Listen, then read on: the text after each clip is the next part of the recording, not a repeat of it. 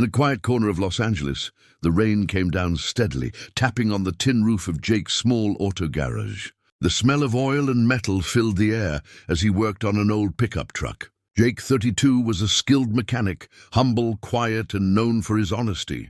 He loved fixing things, but lately he felt something was missing in his life. The same routine every day, the same engines, the same grease-stained hands. As he wiped his face with a rag, he heard a faint sound outside, the squeaking of wheels struggling on wet pavement. He looked up and saw a young woman pushing a broken wheelchair through the rain. The woman's name was Emily, 25, and she looked exhausted. Her right wheel kept locking, and the chair leaned slightly to one side. Her clothes were soaked, but she pushed on, determined to reach the bus stop nearby. Jake stepped out, pulling his hood up. "Hey, you need help?" he called. Emily hesitated, embarrassed. "It's okay, I just need to get to the station," she said softly. But the wheel jammed again, forcing her to stop. Jake walked over, gently kneeling beside the chair to inspect it. "This wheel's completely rusted," he said. "If you keep forcing it, it might break off." She sighed, looking down. "I don't have money for repairs," she admitted quietly. Jake studied her face, tired but full of quiet strength. Something about her reminded him of his late sister, who had also struggled with disability before passing away years ago. He stood up and made a decision right then. "Bring it inside," he said. "I'll take a look." "No charge?" Emily hesitated again, but finally nodded. Jake carefully wheeled the chair into his garage, wiping the rain off its metal frame. He noticed old parts, broken wires, and loose bolts everywhere. It wasn't just a damaged wheelchair, it was barely holding together. "How long have you had this thing?" he asked. "Almost 6 years," Emily said. "It was my dad's gift before he passed. I couldn't replace it." Jake felt a lump in his throat. He knew what it meant to hold on to something that connected you to someone you lost. He crouched down, running his fingers along the broken joints. "I'll fix it," he said firmly. "But I'm not just patching it up. I'm going to make it better." Emily gave him a faint, hopeful smile. "Thank you. I don't even know your name." "Jake," he said, grinning. "And you?" "Emily." The sound of her name stayed with him as he got to work. He lifted the wheelchair onto his workbench, turned on his tools, and began the process of taking it apart. Hours passed as the rain continued to fall outside. Jake examined every part carefully. The frame was bent, the right motor burned out, the battery near dead. He made notes in a small notepad, sketching a few rough ideas. His mind started racing with possibilities. What if he didn't just fix it? What if he redesigned it completely, something that could move smoother, safer, maybe even hover slightly above ground using magnetic propulsion? He'd seen similar systems in prototype scooters at a tech fair last year. Maybe he could build one here, from scrap and spare parts. The thought made him smile for the first time in weeks. Emily sat nearby on an old stool, watching as Jake worked. She felt a warmth she hadn't felt in a long time. Someone was helping her without asking for anything in return. She shared small details about her life, how she worked remotely as a graphic designer, how the broken wheelchair had limited her freedom, and how she sometimes wished she could move again without fear of getting stuck. Jake listened, nodding quietly as he soldered new wires and replaced damaged bearings. "You know," he said, glancing up, "you remind me of my sister. She was a fighter, too." Emily smiled softly. "Then I guess we both have someone to make proud." As night fell, the garage lights glowed warm against the cool air. Jake tightened the last bolt and looked at the clock. It was nearly midnight. The wheelchair was still incomplete, but he had made progress. He decided to add something extra, something that would truly change her experience. He fetched a small box from the corner labeled "Experimental Parts." Inside were microcontrollers, sensors, and batteries he had collected from junkyards over the years. He planned to create a hover assist system, one that would allow the wheelchair to glide smoothly, reducing ground friction. It was a wild idea, but Jake was determined. He wasn't just repairing a machine, he was restoring hope. Emily watched him silently, her eyes reflecting both gratitude and disbelief. "Why are you doing all this for me?" she finally asked. Jake paused for a moment, his wrench still in hand. "Because someone once helped me when I had nothing," he said simply. "Now it's my turn." His words hung in the air, heavy with emotion. Emily nodded, unable to speak. She realized that this stranger wasn't just fixing her wheelchair. He was giving her a piece of her life back. Jake smiled gently. "Get some rest, Emily. Tomorrow I'll show you what this baby can really do." She nodded, wheeling herself toward the door with his help, a spark of hope glowing in her tired eyes.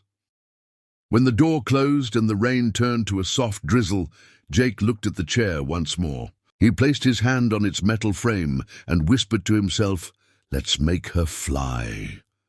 The garage echoed with the hum of machinery as he returned to work, sparks dancing in the dark. It was no longer just another night in the shop. For the first time in years, Jake felt alive, driven by purpose, compassion, and the belief that a simple act of kindness could change someone's world forever. The next morning, sunlight poured into the garage, cutting through the lingering mist of rain. Jake hadn't slept all night. His hands were sore, his shirt stained with oil, but his eyes gleamed with purpose. The wheelchair sat in front of him, half transformed. New metal plating, upgraded joints, and a lightweight frame. He brewed a cup of black coffee, wiped his hands, and got back to work. He connected wires to the small control box, integrating sensors that could detect obstacles and adjust balance automatically. His design wasn't just mechanical anymore. It was intelligent, responsive, and alive. He could feel his late sister's spirit guiding him, whispering, "Keep going, Jake. She needs this." By noon, the garage was filled with the soft hum of electricity. Jake tested the new hover assist system by lifting the rear wheels slightly. The chair wobbled, then stabilized, floating a few centimeters above the ground. Jake stepped back, his heart pounding. "It works," he whispered, half in disbelief. He adjusted the balance controls again, smoothing the motion until it glided effortlessly. He had scavenged parts from electric scooters, drones, and even a dismantled hoverboard. Piece by piece, he had built something no one had ever imagined inside a small LA garage. To him, it wasn't just invention, it was redemption. Emily arrived that afternoon, her face bright with curiosity. She entered the garage and stopped in her tracks when she saw her wheelchair. It no longer looked like a broken, outdated machine. It was sleek, silver, and fitted with glowing LED rings under the base. The seat had been reupholstered in soft leather, and the armrests had digital touchpads. "Jake, is that really mine?" she said in awe. Jake grinned, wiping sweat from his forehead. "All yours," he replied, "but I did add a few surprises. You'll see." Emily wheeled closer, touching the smooth surface. It felt like something out of a futuristic movie. "It's beautiful," she whispered. Jake helped her transfer carefully onto the seat. "Ready?" he asked, his finger hovering over the control switch. Emily nodded nervously. Jake pressed the button, and the chair hummed softly, then lifted gently above the concrete floor. Emily gasped. "Jake, it's floating!" she cried out, her eyes wide with shock. Jake chuckled. "Technically hovering. There's a hybrid propulsion system underneath. You won't feel bumps or cracks anymore." Emily tilted the joystick forward, and the chair glided smoothly across the garage, responding instantly to her touch. For a moment, she forgot her disability. She felt weightless, free, unstoppable. Tears welled up in her eyes as she turned toward Jake. "This is incredible. I don't know how to thank you," she said. Jake shrugged modestly. "Just seeing that smile is enough," he said. But inside he was overwhelmed. He had built cars that roared down highways, but this creation, meant more than any paycheck or trophy ever could. He watched her circle around, the LED lights glowing softly beneath her, leaving trails of blue and white on the floor. It was like watching hope take flight. Emily stopped beside him, laughing through her tears. "You have no idea what you've done for me." Over the next few hours, Jake explained the new features. "It's powered by dual lithium hybrid batteries," he said. "They charge in under 2 hours and last nearly a full day. There's also an AI voice module. You can give it basic commands like turn left or go home." Emily looked amazed. "You built all this here?" Jake nodded. "Just me, a few junk parts, and a lot of coffee." She laughed, shaking her head. "You're not a mechanic, Jake. You're an engineer, an artist." He smiled softly, humbled by her words. Maybe, but I'm just a guy who hates seeing good people struggle.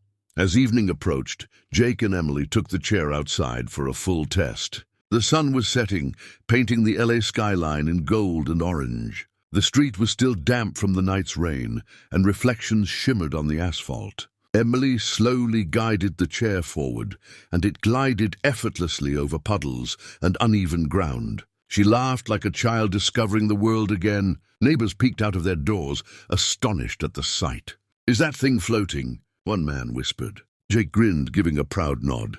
"Yep." Custom built. Phones came out, people started filming, and within minutes the moment became something bigger than both of them.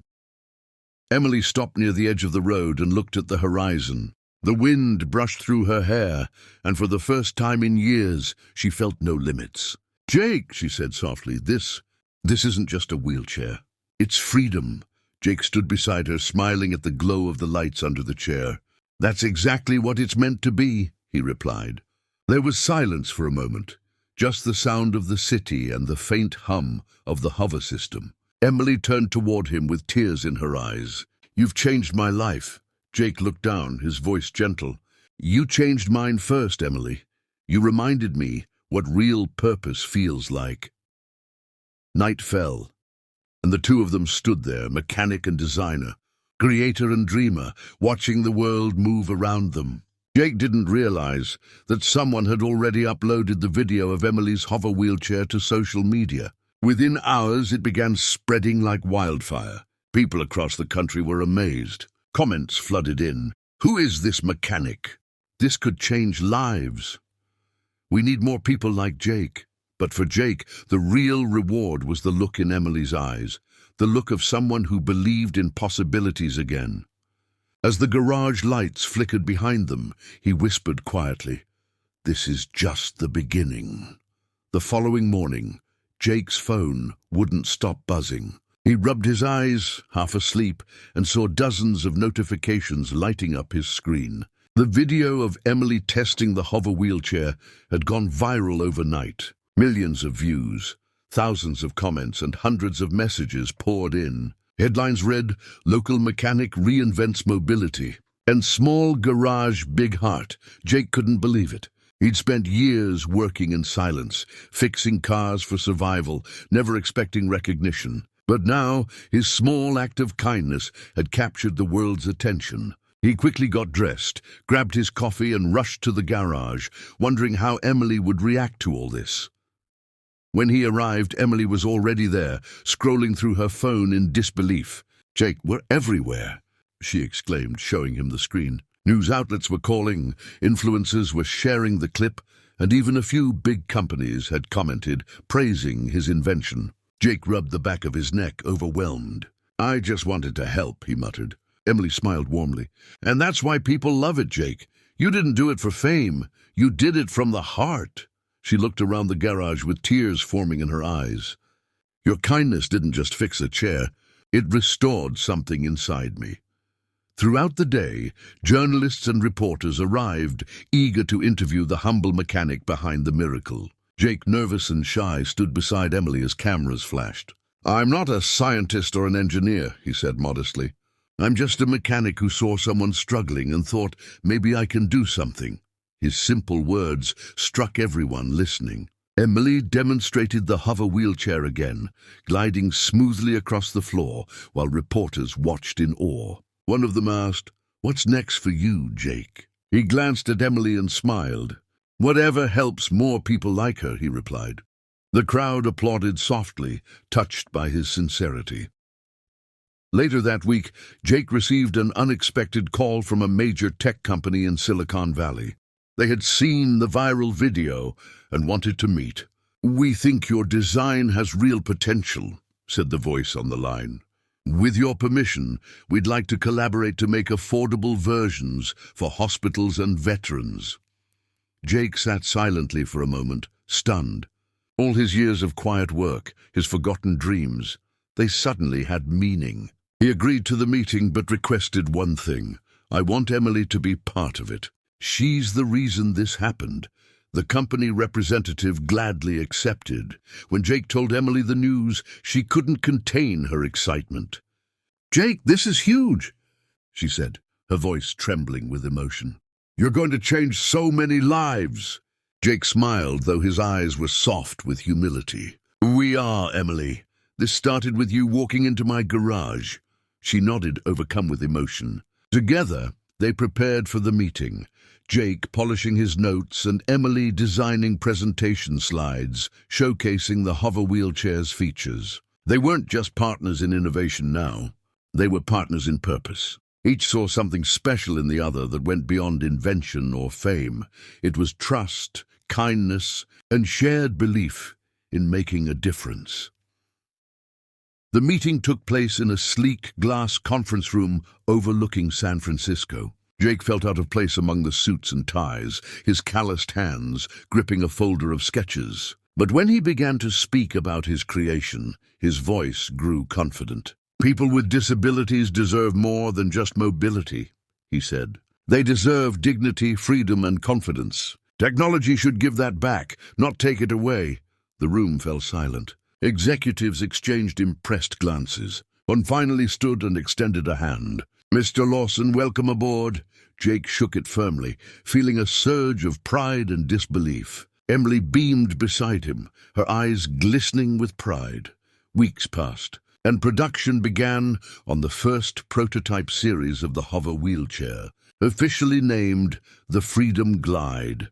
News outlets covered the story nationwide, mechanics' invention set to transform. Mobility devices.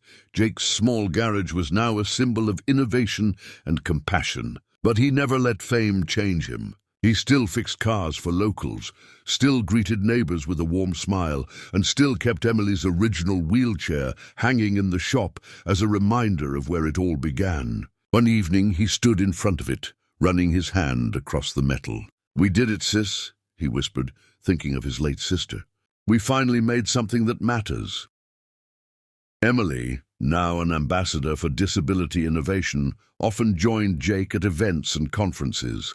She spoke passionately about how technology and kindness could coexist. "It's not just about invention," she'd tell the crowd. "It's about intention." Together, they inspired countless others, engineers, mechanics, and dreamers, to use their skills for good. Jake never sought attention, but everywhere he went, people recognized him as the mechanic with a heart of gold. Despite the fame, he remained grounded, knowing that real success wasn't about money or recognition, it was about impact. Months later, during a national award ceremony in Los Angeles, Jake was invited on stage to receive the Humanitarian Innovator of the Year award. The crowd stood, applauding as Emily rolled beside him in her glowing hover chair. Jake took the microphone, his voice steady but emotional. "This isn't just my award," he said. "It belongs to everyone who believes a small act of kindness can start a chain reaction. You don't need millions or fancy degrees, you just need to care." The audience erupted in applause, some even wiping away tears. Emily reached for his hand, smiling proudly. As they left the stage, cameras flashing all around, Jake looked at Emily and said quietly, "Funny, isn't it? It all started with a broken wheel." She laughed softly. "And now you've built wings." They stepped out into the cool California night, stars twinkling above them, both feeling the weight of everything they had accomplished. For Jake, it was never about fame. It was about purpose. For Emily, it was never about mobility. It was about freedom. Together, they had proven that when compassion meets creativity, even the smallest act can lift someone high enough to touch the sky.